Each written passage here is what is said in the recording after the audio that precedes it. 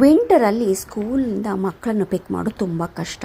Parking limited ಉಂಟು. ಸ್ಕೂಲಿನ ಹೊರಗೆ ಪಾರ್ಕ್ ಮಾಡಬೇಕು. ಅದು ಕೆಲವರು ಬೇಗ ಬಂದು ಪಾರ್ಕಿಂಗ್ ಮಾಡ್ತಾರೆ.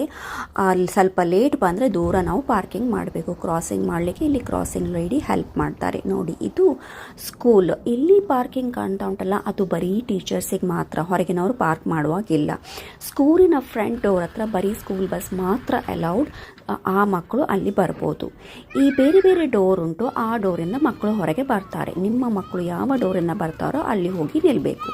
ನಾನು ಆರನ್ನು ಪಿಕ್ ಮಾಡಿ ಇನ್ನೊಂದು ಡೋರಿಗೆ ಹೋಗ್ತಾ ಇದ್ದೇನೆ, ಅವಳ ಫ್ರೆಂಡನ್ನು ಪಿಕ್ ಮಾಡಲಿಕ್ಕೆ.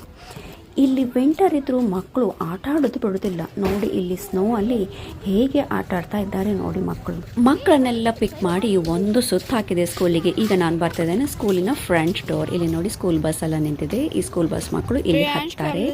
ಇವರನ್ನೆಲ್ಲ ಪಿಕ್ ಮಾಡಿ ನಮ್ಮ ಸವಾರಿ ಹೊರಟಿದೆ ಈಗ ಕಾರ್ ಹತ್ರ. ನಮ್ಮ ಸ್ಕೂಲಿಂದ ಮಕ್ಕಳನ್ನು ಪಿಕ್ ಮಾಡುವ ಕತೆ.